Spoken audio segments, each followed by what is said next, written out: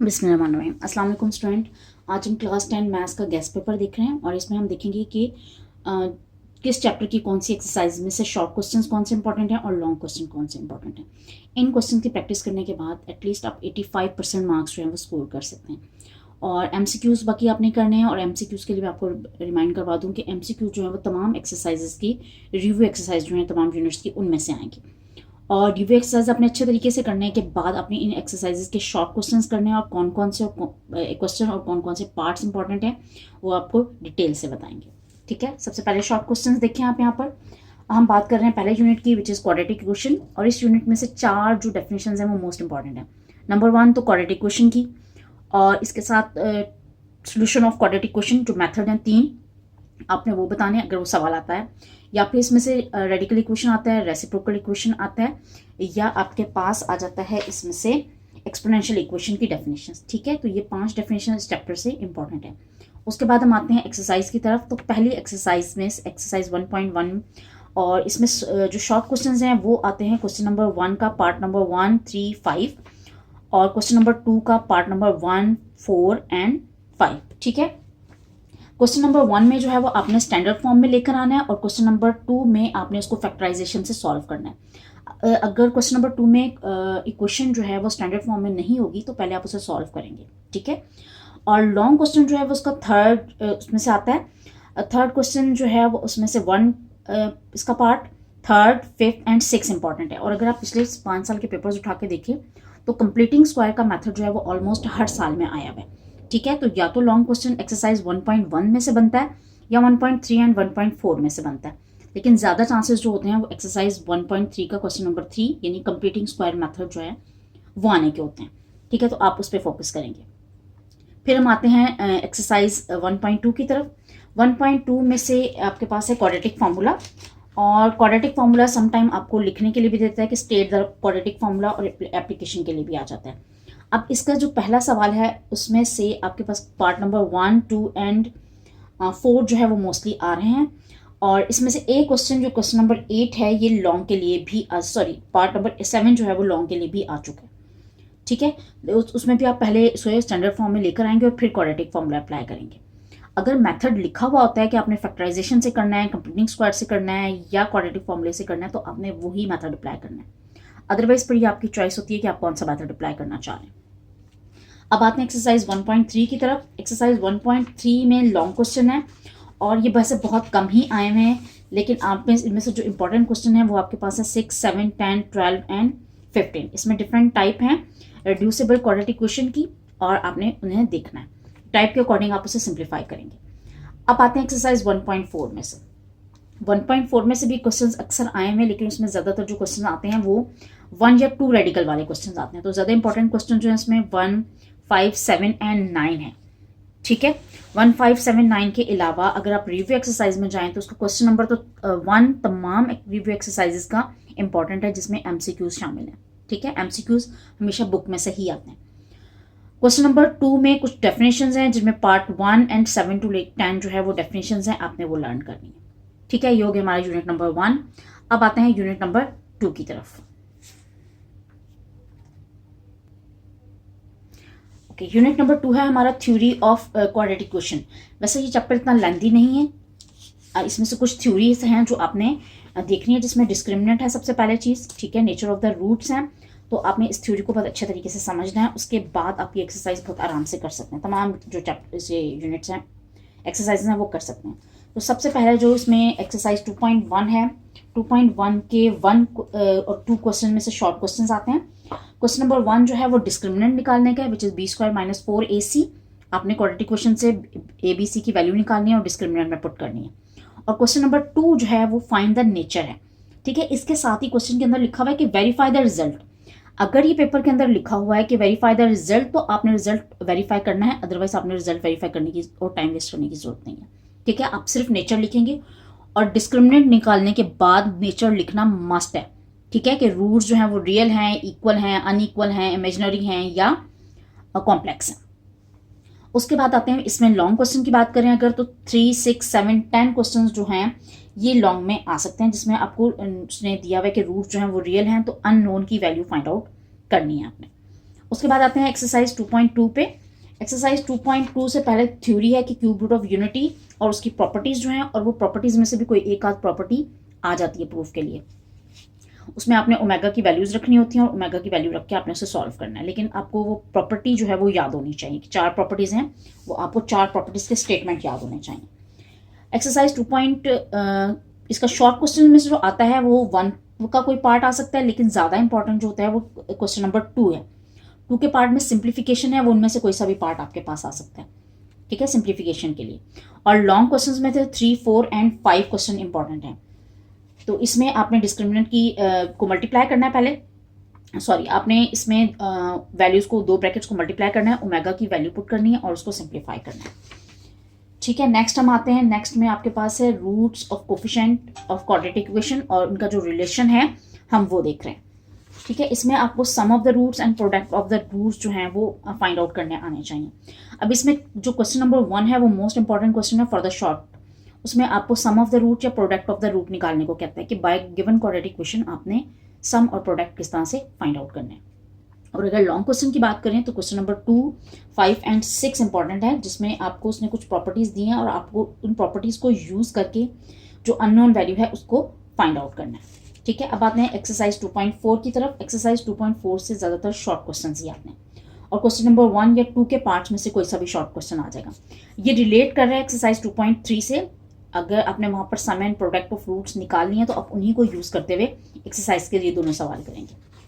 Exercise 2.5 जिसमें है formation of quadratic equation, उसमें आपने फॉर्मूला लिखना है। उसमें आपको क्वेश्चन नंबर 1 इंपॉर्टेंट है, उसमें आपको रूट्स गिवन होंगे, आपने उनका सम एंड प्रोडक्ट लेना है और उसके बाद आपने फॉर्मेशन ऑफ इक्वेशन की इक्वेशन पुट करनी है, जो कि हमारे पास है x² minus SX plus P equal to 0। यहाँ पे S और P जो है वो सम एंड प्रोडक्ट है। और एक चीज़ का आपने ख्याल रखना है वो ये कि यहाँ S से पहले माइनस साइन आ रहा है, ठीक है। ये गलती मत कीजिएगा कि आप यहाँ पे प्लस लगा दें। उसके बाद आते हैं नेक्स्ट में क्वेश्चन नंबर एक्सरसाइज 2.6। एक्सरसाइज 2.6 में शॉर्ट क्वेश्चन ज़्यादातर आते हैं आपके पास।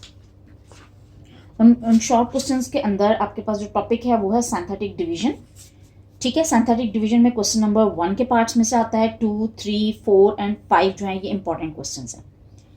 अब आते हैं एक्सरसाइज 2.7 की तरफ जिसमें है सिमल्टेनियस इक्वेशंस, ठीक है। इसमें आपको 2 इक्वेशंस गिवन है जो लीनियर नहीं है, बल्कि उनमें से एक लीनियर भी हो सकती है, एक क्वाड्रेटिक भी हो सकती है, दोनों क्वाड्रेटिक भी हो सकती हैं, एक होमोजीनियस भी हो सकती है। तो ये कंडीशन गिवन है। मोस्टली इस एक्सरसाइज से क्वेश्चंस नहीं आए, तो इसको बिल्कुल लास्ट में जाके आप टच कीजिएगा, ठीक है, अदरवाइज इस पर टाइम वेस्ट मत कीजिएगा।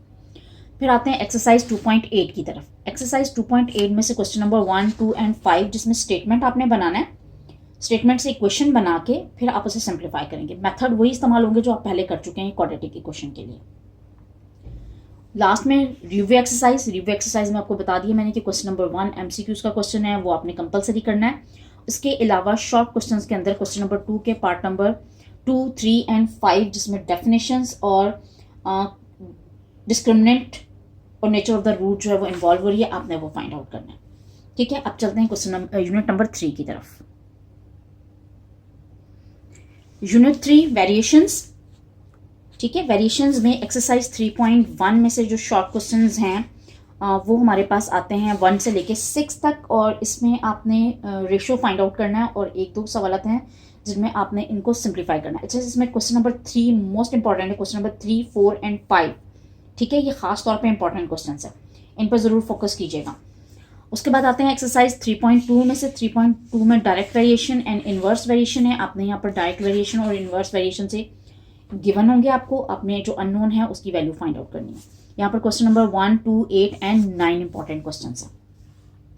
उसके बाद आपके पास है exercise 3.3 which is most important exercise. बहुत छोटी है लेकिन इसमें टेक्निक है, तो आपने टेक्निक को बहुत अच्छे तरीके से देखना है, ठीक है। इसमें फाइंड करना है अपने third, fourth, mean and continued proportion निकालना है, और इसमें 4 सवाल हैं और चारों सवाल में से शॉर्ट क्वेश्चन आ सकते हैं, ठीक है। तो इस क्वेश्चन नंबर 1 का जो पार्ट नंबर 1 एंड 3 इंपॉर्टेंट है, जो पेपर में बार बार आया हुआ है। क्वेश्चन नंबर 2 का 1 एंड 2 इंपॉर्टेंट है। क्वेश्चन नंबर 3 का 1 पार्ट इंपॉर्टेंट है। क्वेश्चन नंबर 4 का 1 एंड 2 पार्ट इंपॉर्टेंट है, ठीक है। फिर चलते हैं हम एक्सरसाइज 3.4 की तरफ। अच्छा, इसमें है कंपोनेंडो एंड डिवाइडेंडो रूल। इसमें जो मोस्ट इंपॉर्टेंट इसका टॉपिक है वो आपके पास क्वेश्चन नंबर 2, ठीक है, क्वेश्चन नंबर 2 के जो पार्ट्स हैं उनमें से कोई सा भी पार्ट लॉन्ग क्वेश्चन के लिए आ सकता है। तो आपने इस पे फोकस करना है, क्योंकि इस चैप्टर में से ज़्यादातर जो क्वेश्चंस बनते हैं वो एक्सरसाइज 3.4 में से बन रहे होते हैं या फिर 3.6 में से आते हैं। तो आप इन दो एक्सरसाइज पे फोकस कीजिएगा, और क्वेश्चन नंबर 2 स्पेशली। फिर आते हैं एक्सरसाइज 3.5 में कोई इतनी खास चीज़ इंपॉर्टेंट नहीं है और इसमें से कम ही सवाल आते हैं पेपर में। फिर आते हैं एक्सरसाइज 3.6 की तरफ। तो 3.6 जो है वो आपकी एक्सरसाइज है के मेथड। ठीक है, के मेथड से करना चाहें आप, इसको डायरेक्टली करना चाहें, दोनों तरीकों से आप कर सकते हैं। अगर के मेथड लिखा हुआ तो डेफिनेटली फिर आपने के मेथड अप्लाई करना है, लेकिन अगर के मेथड नहीं लिखा हुआ तो फिर आपकी चॉइस है।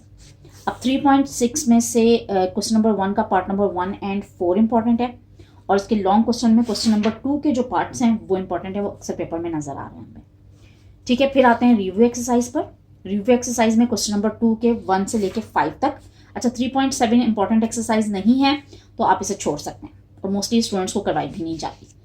तो हम आते हैं रिव्यू पे। तो रिव्यू पे 2 क्वेश्चन जो है उसका 1 से लेके 5 तक के जो पार्ट्स हैं, जिनमें डेफिनेशंस हैं डायरेक्ट वेरिएशन की, इन्वर्स वेरिएशन की, रेशो, प्रपोर्शन, कंपोनेंट डिवाइडेंड और रूल, तो ये कुछ पार्ट इंपॉर्टेंट है। इसके अलावा कुछ क्वेश्चंस हैं रेशोज के, तो वो भी आपके लिए इंपॉर्टेंट है। वो है 6 से लेके 10 तक के क्वेश्चंस। ठीक है, अब आते हैं question number chapter number 4 which is partial fraction.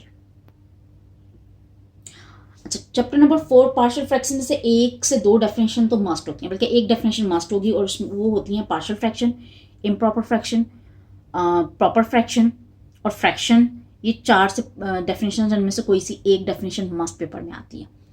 ठीक है, इसमें से जो शॉर्ट क्वेश्चंस आते हैं वो ज़्यादातर आते हैं चैप्टर एक्सरसाइज 4.1 में से क्वेश्चन नंबर 1, 3, 5, 6 इंपॉर्टेंट है। 4.2 में से 1, 3, 8 इंपॉर्टेंट है। 4.3 में से एक्सरसाइज में से लॉन्ग क्वेश्चन आते हैं, और वो है 1, 5, 7, 8। 4.4 में से लॉन्ग क्वेश्चन इंपॉर्टेंट है 2, 3 एंड 6। वैसे मोस्टली 4.4 एक्सरसाइज में से क्वेश्चंस नहीं आए हुए, लेकिन अगर इंपॉर्टेंट क्वेश्चन की बात करें तो 2, 3, 6 इंपॉर्टेंट है।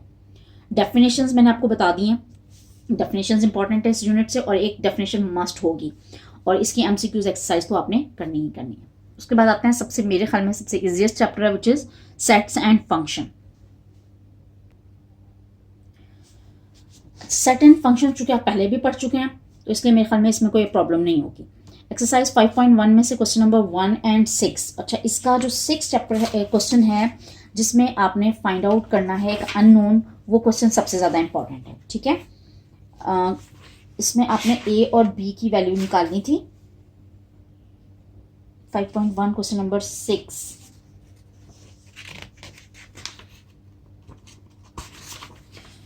क्वेश्चन नंबर 6 जो है, इसमें आपने a माइनस बी निकालना है और b minus a find out करना है, लेकिन वहां पे natural number and whole number आपको गिवन। ठीक है, उसके बाद आते हैं 5.2 एक्सरसाइज में से। 5.2 में से क्वेश्चन नंबर 1 जो है वो शॉर्ट में आ सकता है, उसका कोई भी पार्ट शॉर्ट में आ सकता है।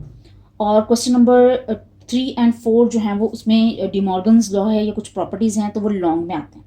ज़्यादातर लॉन्ग क्वेश्चन जो हैं इसी एक्सरसाइज में से आए हैं या फिर 5.3 में से आए हैं। 5.3 में से पहला जो सवाल है उसमें भी सिंपली आपके पास प्रॉपर्टीज़ ही वेरीफाई करनी है, और साथ ही आपने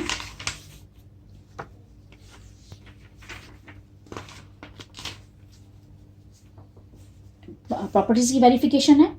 और इसमें से लॉन्ग क्वेश्चन में जो है 2 का पार्ट नंबर 2 एंड 4 इंपॉर्टेंट है। ठीक है, वो भी प्रॉपर्टीज़ हैं, एसोसिएटिव प्रॉपर्टी, कम्यूटेटिव प्रॉपर्टी, इस टाइप की प्रॉपर्टीज़ हैं, और वो आपने करनी है। ठीक है, फिर आते हैं एक्सरसाइज 5.4 की तरफ। 5.4 एक्सरसाइज शॉर्ट क्वेश्चन के लिए इंपॉर्टेंट है, इसमें से लॉन्ग क्वेश्चन कोई नहीं आता। ये सारे छोटे छोटे सवाल हैं, इनमें आपने फाइंड आउट करना है क्रॉस मल्टीप्लिकेशन। ठीक है, कार्टेशियन प्रोडक्ट, लेकिन इसमें ऑर्डर पेयर की डेफिनेशन इंपॉर्टेंट है, कार्टेशियन प्रोडक्ट की डेफिनेशन इंपॉर्टेंट है, बाइनरी रिलेशन की डेफिनेशन इंपॉर्टेंट है, फंक्शन की डेफिनेशन इंपॉर्टेंट है।